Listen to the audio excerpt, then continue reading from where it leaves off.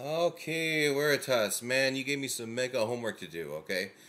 This is my response to your challenge to give me, document different forms of society that were found in the Bible. This was a huge task, so I'm sorry it took me a couple days. I don't want you to think I'm like, ignoring your points or blowing you off or anything like that. I am taking it very seriously. So this video turned out to be huge, so I'm chopping it into two, okay? So we're going to cover some of it in the first one, some of it in the second one. So I'm sorry it's so long, guys. Enjoy. Okay, the types of marriage described in the Bible. This is a response to a challenge from Veritas 48. I mean, he wanted me to defend my claim that there are many society types that are described in the Bible. He wanted me to show where each of them are described in the Bible. He wanted me to show how each society has a different form of marriage which is particularly appropriate to that form of society. And he wanted me to show where this form is affirmed as a moral obligation by God. Very important request.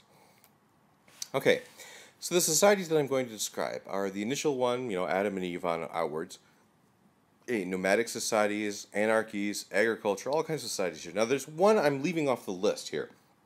Okay, Veritas thought that I claimed that there was a hunter-gatherer society described in the Bible. Okay, if you go back and listen to my initial video, I actually use hunter-gatherer as an example of one of the few forms of society that's not in the Bible. So I'm not going to be talking about hunter-gatherer societies here. I'm just going to be talking about the ones that are on this list. Okay, and for this society, I'm going to do the following. I'm going to give a brief description of the society. I'm going to give the biblical text to indicate this society. I'm going to try to come up with a contemporary parallel for this society.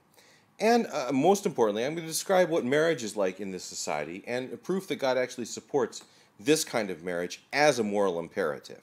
All right? So let's start from the beginning, right? Genesis opening chapters. There's only a few humans on Earth. Now, there's no contemporary parallels to this, of course. Maybe a post-apocalyptic scenario where there's a handful of human beings left, okay? But what type of marriage are there? It's obviously going to be very incestuous by today's standards, right? Now, where does God specifically do this? I mean, it's implicit, right? God says, go forth and multiply, but he only creates two initial people. I mean, he could have created a population of people, and incest wouldn't have happened.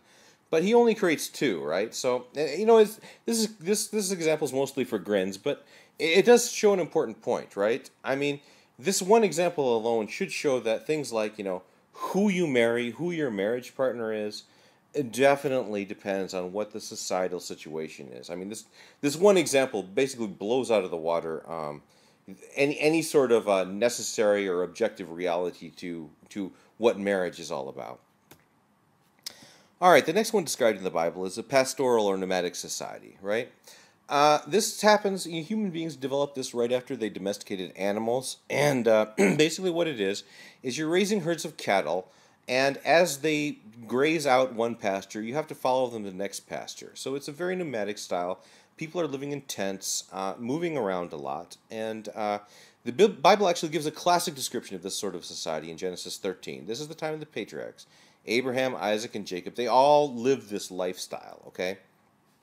Contemporary parallels, very interesting. There's dozens of contemporary parallels to this, even to this day. Tanzania, Asia, I mean, every continent, or Africa, every continent basically has examples of these kind of lifestyles today.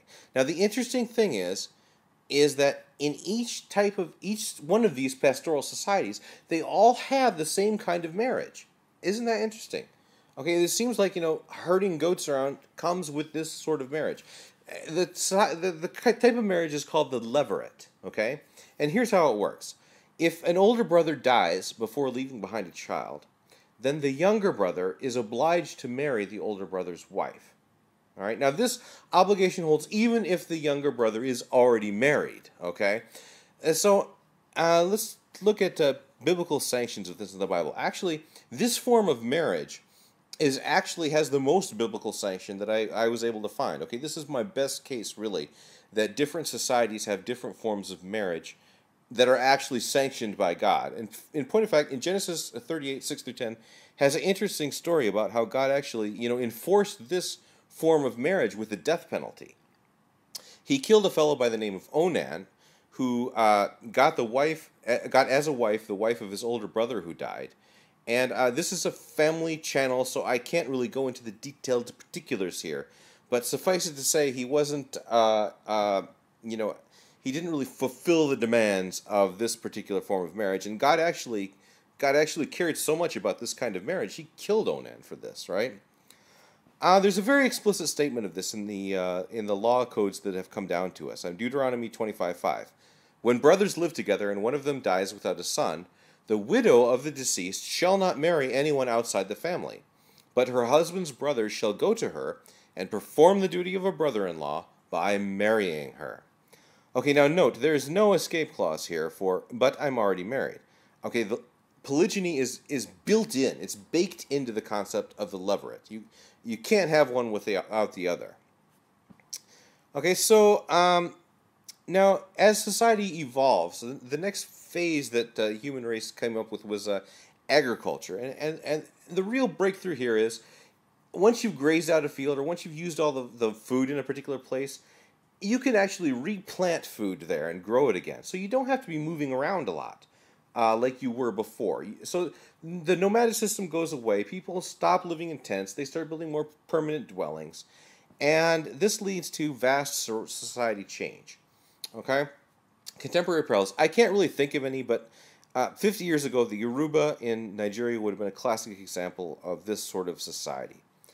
Okay, now, the type of marriage that's here. Okay, society is changing.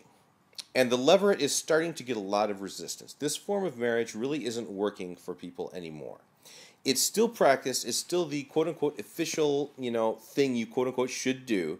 But it's starting to evolve into just vanilla polygyny. Okay, well, I call vanilla polygyny just, a guy marrying multiple women. All right.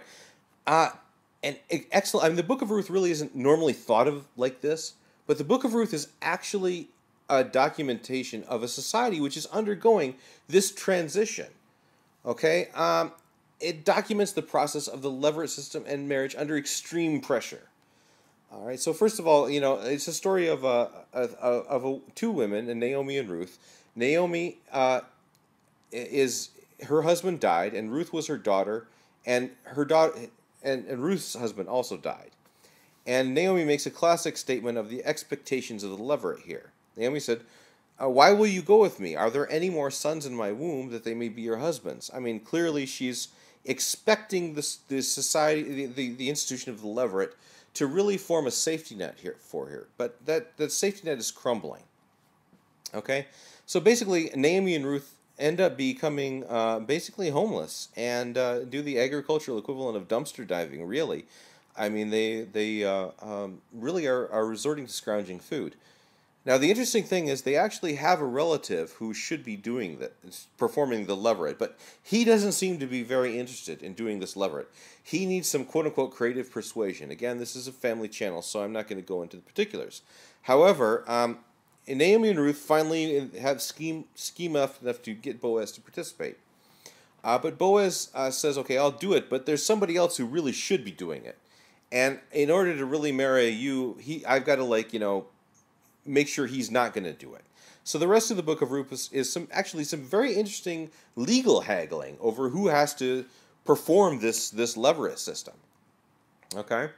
It's just a very interesting documentation, the Book of Ruth is, of a society in change and how the institution of marriage is changing along with that society.